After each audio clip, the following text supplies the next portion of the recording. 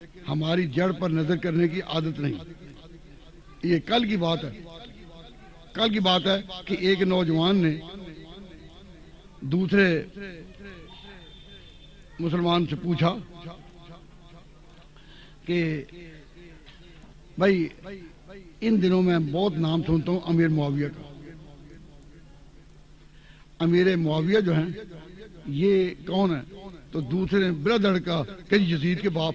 میں اس کو اسی لحاظ سے جانتا ہوں کہ وہ یزید کے باپ ہیں، اور واقعہ تھا کہ وہ یزید کے باپ ہیں. لیکن میں جب پاس سے گزرا تو اس نے مجھے پوچھا کہ جی کیا امیر معاویہ کا پہلا تعارف یہی ہے کہ وہ یزید کے باپ ہیں؟ میں نے کہا نہیں، یہ ان کا پہلا تعارف نہیں، یہ ان کا آخری تعارف ہے. یہ پہلا تعارف نہیں، یہ آخری تعارف. مجھے کہنے لگے پہلا تعارف. میں نے کہا سنو، اور آپ سے بھی کہتا ہوں کہ سنو. ان کا پہلا تعارف کیا ہے؟ توجہ فرمائیے. نبی پاک صلی اللہ علیہ وسلم پر جب وحی آتی تھی، جب قرآن اترتا تھا، تو آپ نے جن صحابہ کو قرآن لکھنے کی ڈیوٹی سپرد کر رکھی تھی ان کو کہا جاتا ہے کاتبین وحی. حضور نے امیر معاویہ کو کاتبین وحی میں رکھا تھا. اب تاریخ کے اوراق میں تعویل تو کی جا سکتی ہے مگر ان کو دھویا تو نہیں جا سکتا. تاریخ کے اوراق کو دھویا نہیں جا سکتا. تاریخ نے یہ شہادت بالاتفاق محفوظ کر لی کہ معاویہ رضی اللہ تعالیٰ عنہ حضور کے دادا کے دادا عبد مناف کے خاندان میں سے تھے. چچا کے بیٹے کزن کی صورت میں یہ آپس میں رشتہ دار تھے. نبی پاک صلی اللہ علیہ وسلم نے امیر معاویہ کو کاتبین وحی میں رکھا تھا. تو امیر معاویہ کا یہ تعارف کہ کاتب وحی تھے، یہ نہیں. کون تھے؟ یزید کے باپ. یزید کون تھے؟ آج ہمارے اہل سنت نوجوان بھی اپنے عقیدے کو پوری طرح سمجھے بغیر جب بات کرتے ہیں جی کیا تعارف ہے امیر معاویہ کا، یہ یزید کے باپ. یزید کے باپ بھائی جو پیغمبر سے تعارف شروع ہو وہ بہتر ہے یا جو تم سے ہو. حضور نے معاویہ کو کہاں جگہ دی؟ بولو. کاتبین وحی میں. تو اگر پیغمبر نے ان کو کاتبین وحی میں جگہ دی تو اپنی طرف سے یا پیغمبر کوئی کام اللہ کے حکم بغیر نہیں کرتا.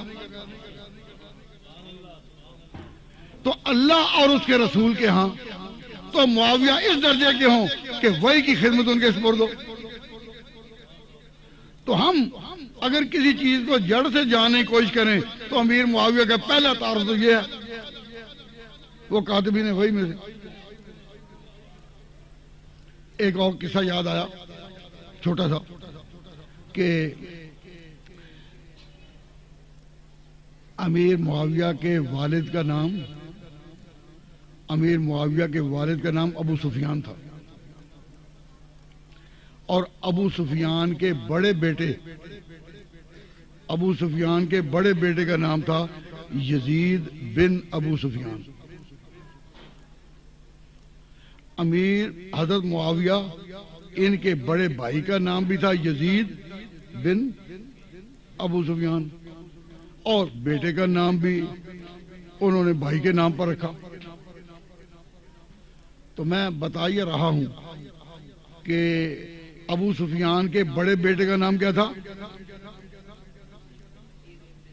یزید بن ابو سفیان. وہ کون تھا؟ وہ شام کا والی تھا.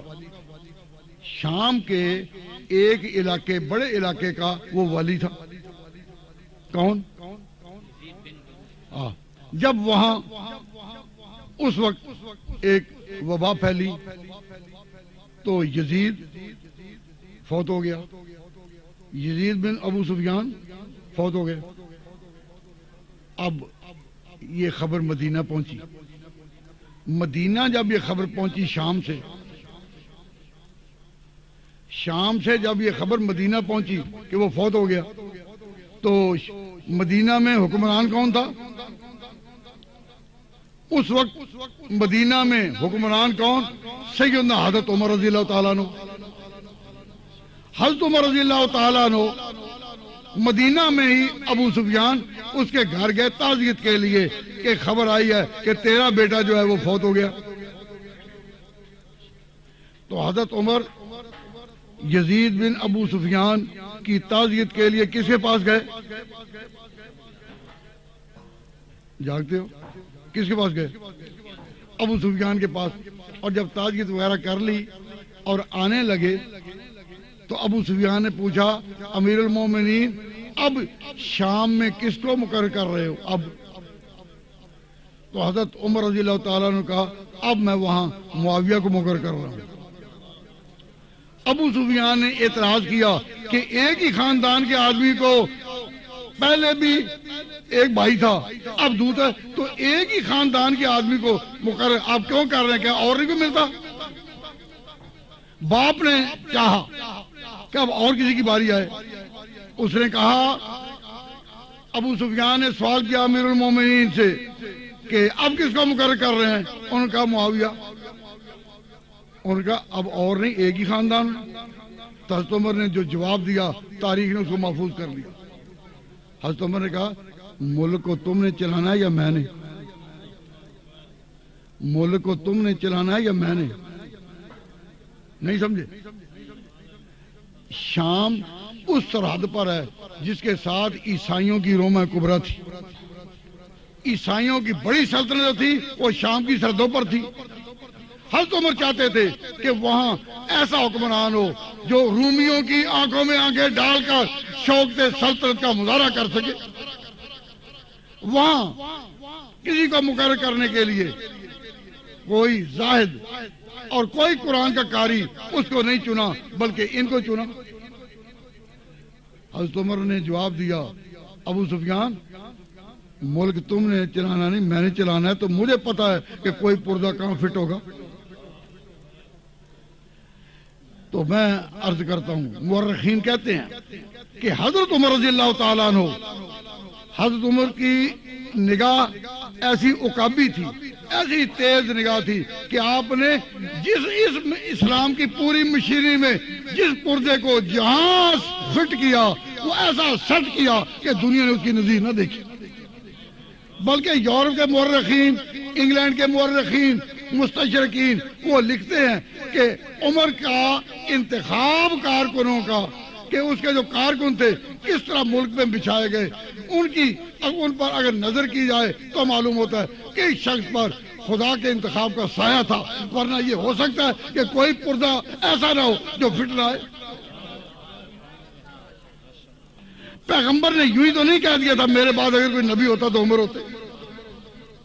کہ جہاں کوئی پردہ لگایا ایسا فٹ ہوا کہ چشم فلک نے اس کی نظیر نہ دیکھی.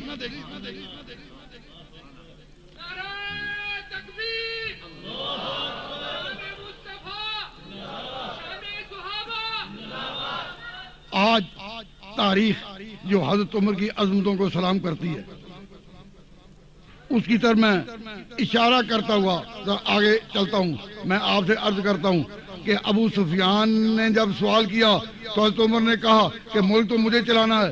تو امیر معاویہ کا پہلا تعارف کیا ہے کہ کاتب وحی اور دوسرا ان کا تعارف یہ ہے کہ انتخاب عمر. تو جو پیغمبر کا کاتب وحی ہے وہ انتخاب خدا کیونکہ پیغمبر خدا کے اس کے بغیر اس کے اشارے کے بغیر کوئی کام نہیں کرتا. تو جو حضور کی خدمت میں یہ کاتب وحی ہے یہ خدا کا انتخاب ہے. اور اس کے بعد حضرت عمر کا انتخاب. حضرت عمر کے بعد دور آیا کس کا؟ امیر المومنین حضرت عثمان کا. حضرت عثمان نے کیا کیا کہ جتنی ولایت شام کی حضرت عمر نے دے رکھی تھی معاویہ کو حضرت عثمان نے کہا اب سارا صوبہ شام امیر معاویہ کی حکومت. اور پھر حضرت عمر رضی اللہ تعالیٰ عنہ کی اپنی گرفت بڑی تیز تھی. بڑی گرفتیز تھی.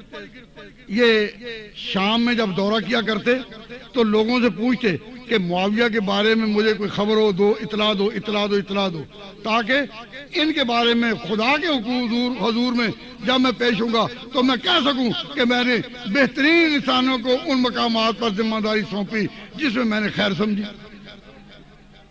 تو میں عرض کرتا ہوں کہ امیر معاویہ کا پہلا تعارف کاتب وحی، دوسرا تعارف انتخاب عمر، تیسرا تعارف انتخاب عثمان.